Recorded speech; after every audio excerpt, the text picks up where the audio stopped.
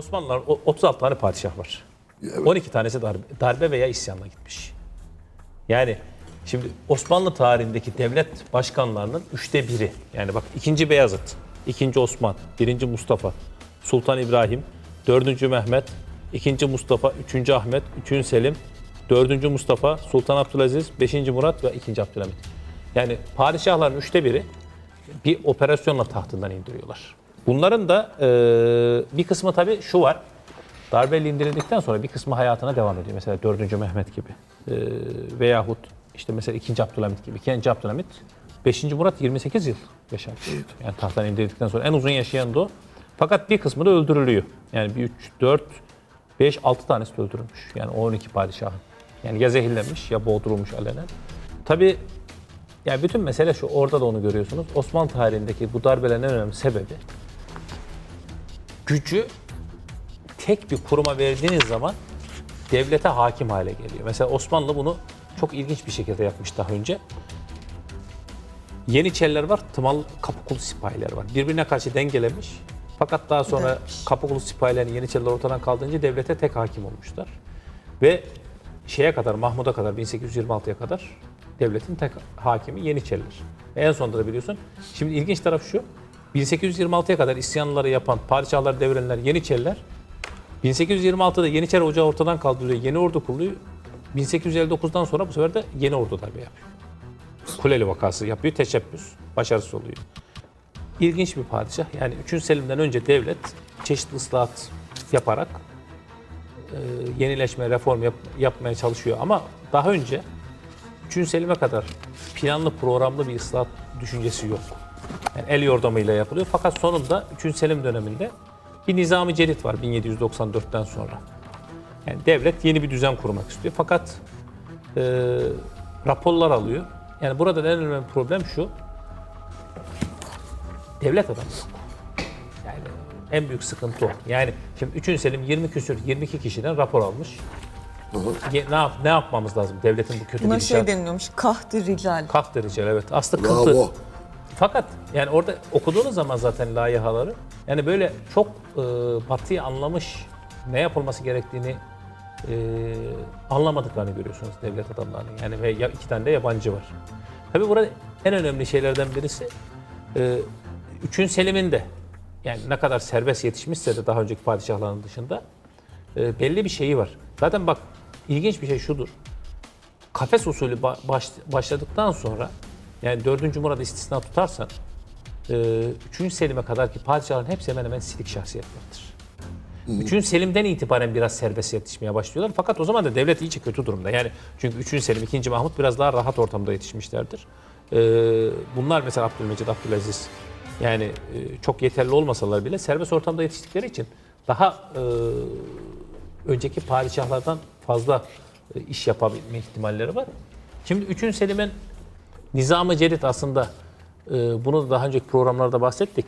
Yani öyle çok büyük yeni bir ordu kurma falan değil de önce 3. Selim kendisini güven altına almak istiyor eski güçlere karşı. Evet.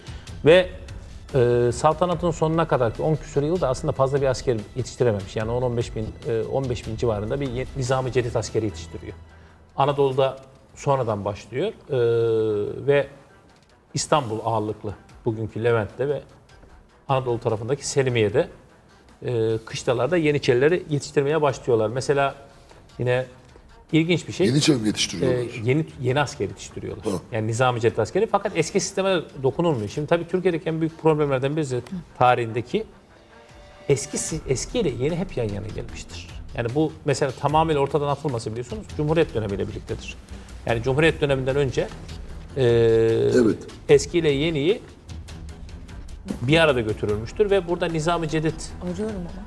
belli bir süre sonra bazı çıkar gruplarının çatışmasına sebep oluyor. Çünkü yeni bir hazine kuruluyor ve bir de gizli bir kabine gibi bir şey var. Mesela bir hükümet var. Hükümetin yanı sıra 3. Selim'in yanında olan bir ekip var. Bunlar da dış bir hükümet gibi. Bu Nizam-ı Celid taraftarlar işte Ebubekir Ratipler, Mahmut Raifler vesaireler. Ve burada belli bir süreden sonra 3. Selim'e karşı savaş da çıkıyor o sırada Ruslarla savaş ve o savaş döneminde Kabakçı Mustafa başkanlığında bir ayaklanma. Kabakçı Mustafa Boğaz'daki yamakları ayaklandırıyor. Tabii orada en önemli şey şu. Oradaki askerlere şöyle propaganda yapılıyor. Nizam-ı Cedid elbisesi giyeceksiniz, pantolon giyeceksiniz, siz de gavur olacaksınız diye. Mesela çünkü orada o dönemde en önemli tartışılan şu. Batı tarzındaki orduya geçerken Batı ordularının kullandıkları aletleri, enstrümanları kullanılıyor. Mesela trompet kullanılıyor. Trompet üzerine trompet risalesi yazılıyor. Trompetin dinen caiz olduğuna, herhangi dini açıdan bir mahsur olmadığına dair. Çünkü bu çok yaşanmıştır. Yani mesela bu daha sonraki dönemlerde diğer şeylerde de her şeyde bir fetva aramak zorunda kalıyor devlet. Çünkü birisi çıkıyor, bunlar diyor trompet çalıyorlar Batılılar gibi. Gavur oldular diyor. Yani modern ordulardaki bando sistemi uygulamak istiyorlar. Ve iki tarafta propaganda yapıyor aslında o dönemde devrilmeden önce. 3. Selim'in taraftarları var. Onlar girip camilerde, kahvelerde anlatıyor. 3. Selim aleyhtarları da tam tersine bir propaganda yapıyorlar kahvelerde. Ve mesela anlatılıyor işte orada hikayeler anlatarak, örnekler vererek, hadis ve Kur'an'dan, hadislerden ve Kur'an'dan referanslar vererek yapılanın aslında dinen meşru olduğunu göstermeye çalışıyorlar ama sonunda da karşı taraf yapılanın dinen uygun olmadığını halka yayınca bu sefer bir isyan çıkıyor. Kabakçı Mustafa isyanı. Ve 3. Selim direnmiyor tabi. Mesela şöyle bütün isyanlarda ve darbelerde de bu vardır. Padişahlar zamanında önlem alamamışlardır. Tereddüt ettikleri zaman iş bitiyor. Evet. Takdiri, Geçen hafta da evet bunun yani patron örneklerini isyanı da gördük. böyledir. Edirne vakası. Takdiri ilahi buymuş diyor. Tahttan çekiliyor. Ve bu tür yeniliklerden sonra da hep şöyle bir hadise olmuştur.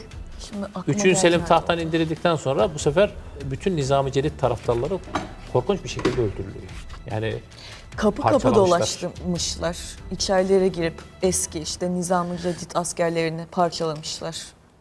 yani o bir başlıyor. Yani bütün özellikle mesela Mahmut Raif o meşhur.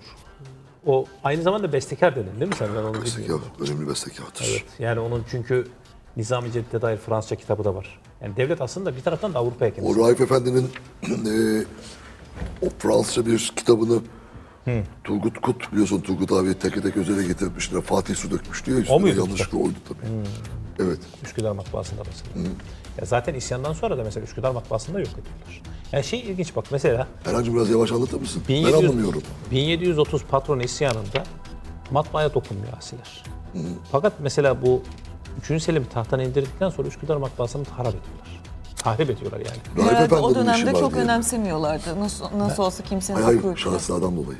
Yani o Raif var Efendi tabii. barışın 3. Selim içinde. döneminde matbaa aktif olarak kullanılıyor. Birçok mesela şeyler çevriliyor. Yabancı kitaplar çevriliyor. Avrupa tarzı talim usulüne dair. Ve orada tabii bunun da bir ikinci raundu var. Yani birinci raundu Nizam-ı Cedid aleyhtarları kazanmışken ikinci raundda Alemdar Mustafa Paşa hepimizin bildiği devreye giriyor. O Rusçuk ayağını kendisi Rusçuk'un yöneticisi. Oradaki Nizam-ı Cedid taraftarlarını da asker öldürmek isteyince onları koruyor. Ve onlarla bir plan yapıp Anadolu İstanbul'a gelip İstanbul'da tekrar 3. Selim'i tahta çıkarmak istiyor. Fakat buraya geldiğinde bir yanlış yapıp zamanında 4. Mustafa'yı hapsetmediği için saraya girdiği zaman 4. Mustafa'nın taraftarları tabii bu da ilginç. Bak daha önceki Tarih söyler misin? 1808'de. Bir zahmet tarihleri söyle. 1808'de Nizam-ı Cedid için 3. Selim tekrar tahta çıkarılmak isteniyor. Fakat 4. Mustafa'nın taraftarları 2 tane hanedandan kişi yaşıyor dönemde. 1, 4. Mustafa'nın kardeşi 2. Mahmut. 2, 3. Selim yeğeni. Yani ikisini öldürürsek diyorlar. Alemdar size bir şey yapamaz. Bak diğer isyanlarda bu yoktur. Mesela diğer isyanlarda kimse kalmaması için diğer kardeşlerini ve akrabalarını öldürtme yoluna gitmiyorlar. Ama ilk defa bu 3. Selim'i bu dönemde öldürtülmüştür.